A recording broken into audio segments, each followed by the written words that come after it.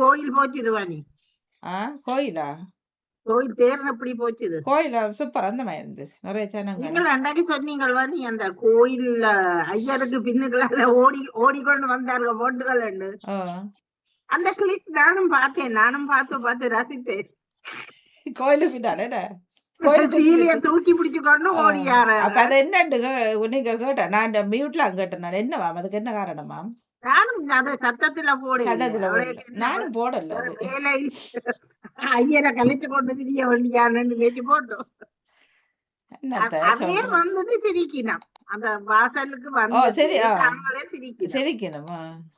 அப்ப நான் அந்த சத்தத்தை போட்டு பாக்கல. நீங்க தன்னை சொன்னோன்னா எனக்கு அதுதான் நான் ஞாபகம் வந்தது. அதுக்கும் ஐயா ஒரு கதை விட்டார். அம்மா அது நேத்தியா இருக்கலாமா ஓடி ஓடுறது? நான் அந்த நேத்தி ஒரு டவுன் பார்க்க ஐயர் நேத்தி வச்சிருப்பார். தனக்கு தான் சுத்தணும் தனக்கு பின்னால சுத்துறதுக்கு ஒட்டுமொத்த பேருக்கும் ஒரே மாதிரி நேத்தி வந்தது. அதுல இருந்த பட்டாக்கள் நிக்கிற அதுதான் இவன் சீலைய காட்டவும் அந்த சரி அதுக்கு ஓடிதான் காட்டணும் இல்ல தனி கோயில இல்ல சீலையும் தூக்கி இப்படி ஓடிக்கொண்டு கவுண்டு கொண்டு இருந்தா தெரிஞ்சிருக்கு. நன்றி வணக்கம். என்னத்த சொல்ற உலக வங்கி எல்லாம் போகுதக்கா. என்ன பண்ண முடியாது. போனம்மா அந்த இடத்துல நின்று ஆஜராகினம்மா வந்தம்மா. இந்த பிறகு நாங்க கதைக்க போனா எங்களை மூச்சு விடுவார்கள் ஜனங்கள். உனக்கு எது பிரச்சனை உண்டு? வணக்கம். வணக்கம், நான் அமீஷ். இன்றைக்கு நான் நேற்றில இருந்து மிச்சம் மலர்கள் படிக்க போறேன். இறந்தோரை அடக்கம் செய்யும் போது மலர்களால் அலக்கூட்டி போற்றுகின்றோம். இவ்வாறு மக்கள் வாழ்வில் எல்லா நிலைகளிலும் மலர் சிறப்பிடம் பெறுகிறது.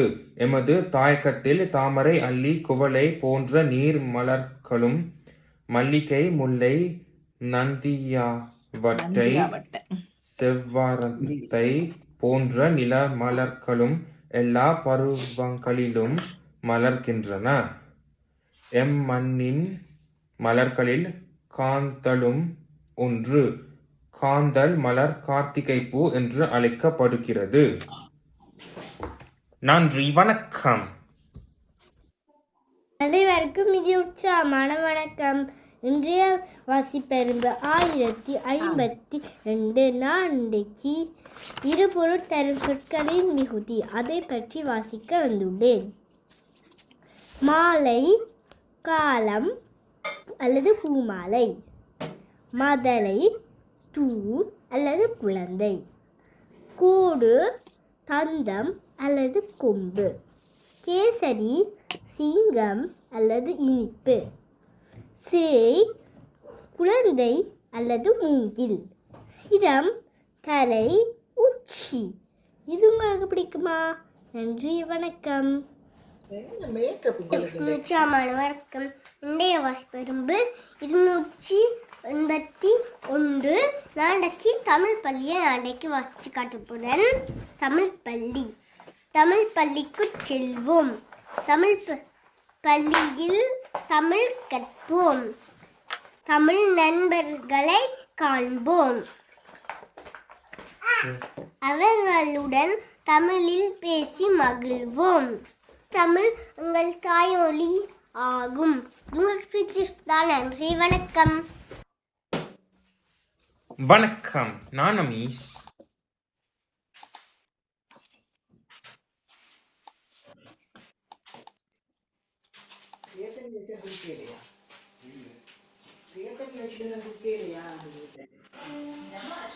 வணக்கம், நான் அமீஷ்.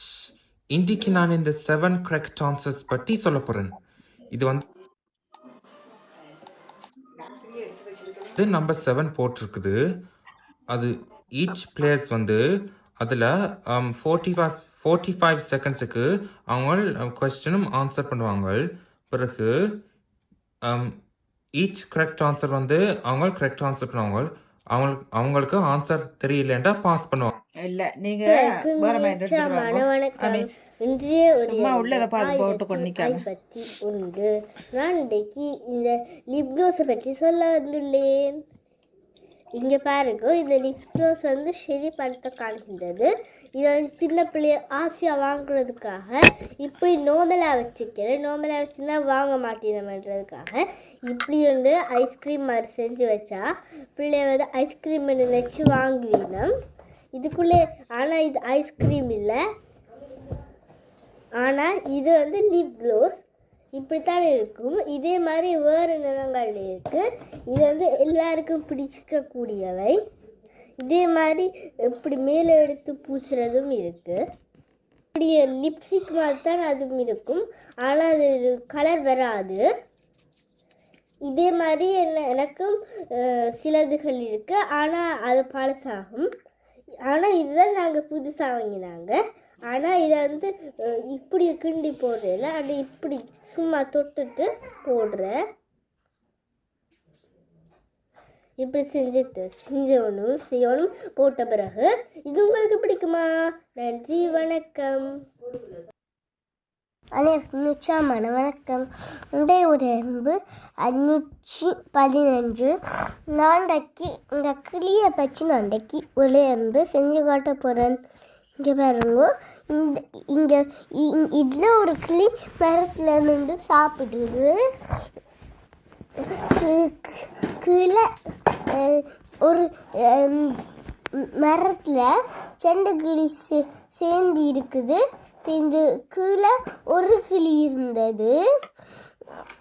இங்கே பாருங்க, இது எங்களோட சின்ன தம்பிக்கு ரொம்ப சந்தோஷமாக இருந்தது. அவருக்கு ரொம்பவும் பிடிச்சிருந்தது. இங்கே பாருங்க, இப்போ மரத்தில் நல்ல மேலே ஒரு கிளி நிற்குது. இதில் கீழே புறாக்களும் நின்று சாப்பிட்றவ, அதுவும் கிளிகளோட சேர்ந்து.